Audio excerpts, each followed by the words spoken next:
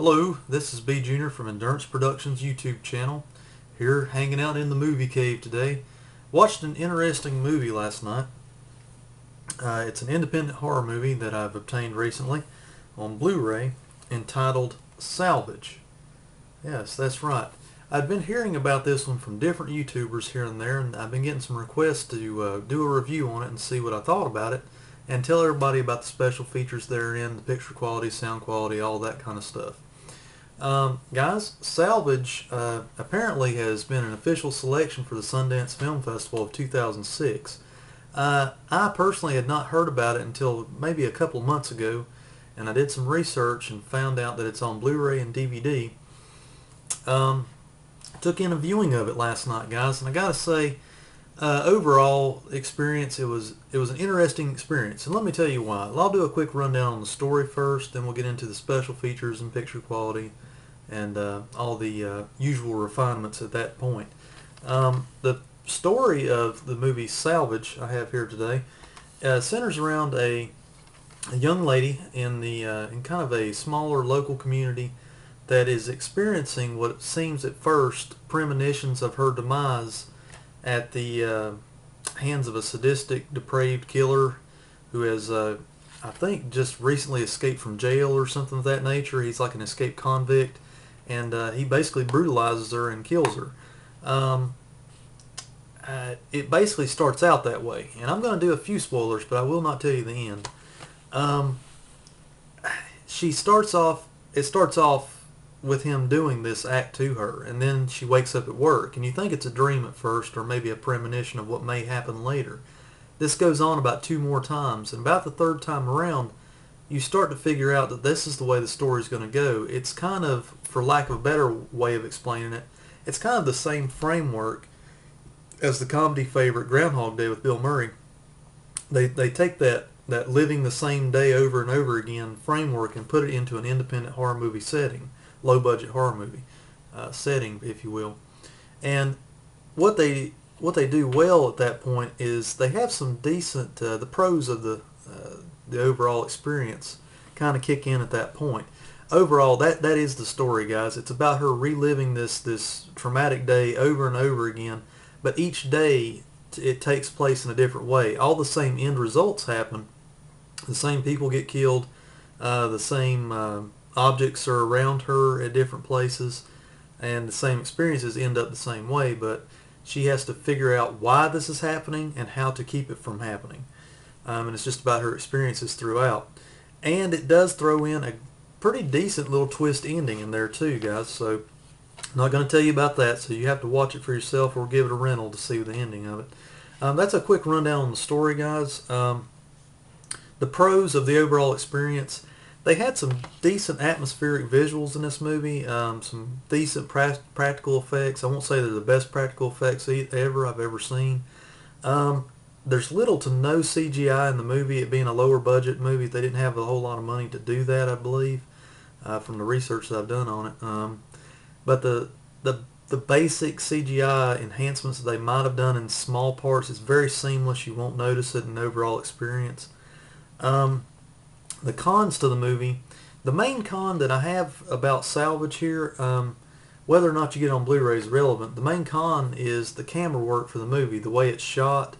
Overall, if they're riding in a vehicle or if they're sitting and delivering their dialogue or the action of the movie, it's not too bad. But whenever they're on the move or walking and they're like a pedestrian style filming, the camera, you can tell that they basically are picking it up by the grips off the stand, and they're just kind of doing like that, which usually I don't really nitpick that much, because I'm not going to nitpick it too much because it's a low budget film in the beginning, or from beginning to end, so I can kind of overlook that. But it's kind of makes you yearn after you see so many movies of the same type like this. You kind of wonder if they could have just got a little bit extra money and invested in a steady cam for those parts of the movie. It would probably make things work out a little bit better. That's my only major gripe or major con. Not trying to be too nitpicky about it, but the camera work leaves a little bit to be desired in this movie. The acting is mediocre, I will say that.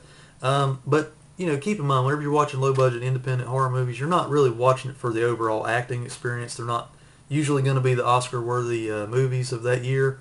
But basically, you look for the atmospheric mood of the movie when a horror movie of this type, and you also are just looking for an overall decent experience. So you're not really looking for much in the acting department anyway, is my point. Um, so I will say, overall experience, not too bad. It's not going to be to everybody's taste. It's not your usual run-of-the-mill slasher, killer, horror movie.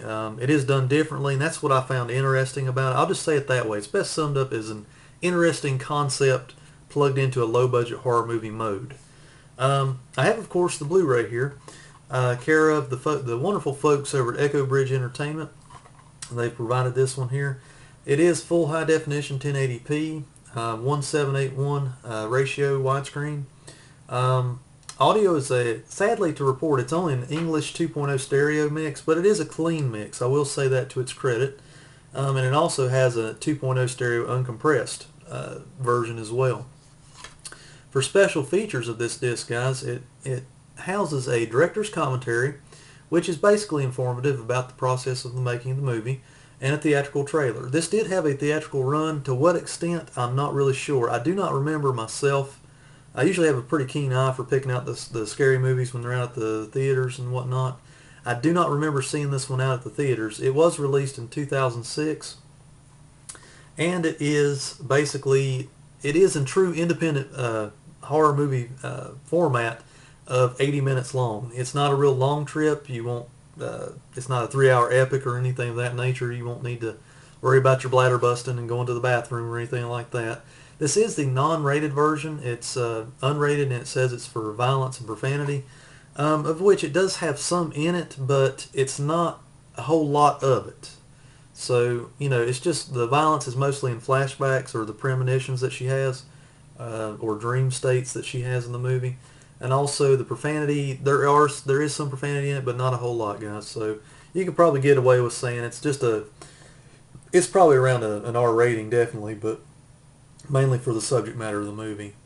Guys, I'm going to cut it short today because that's really, at its heart, it's what it is. It's a short, low-budget, independent horror movie that had an interesting concept behind it. I believe I'm going to hang on to it for a while because it offers something different. And I like to look for those kind of movies whenever the mainstream stuff has been watched over and over again, or if I'm around Halloween time and I'm just looking for a different kind of horror movie to watch. So there you have it, guys.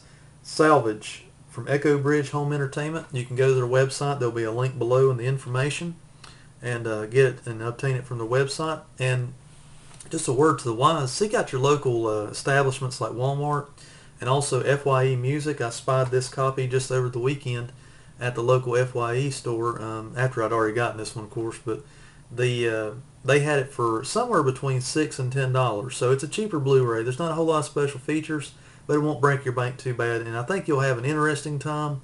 But if you're not a full-on horror movie fanatic, I would probably recommend give it a rental first. Check out Netflix or something of that nature. See if it's your cup of tea before investing the money. Outside of that, guys, this has been your Blu-ray movie reviewage of Salvage. Take care, guys, and I'll see you next time.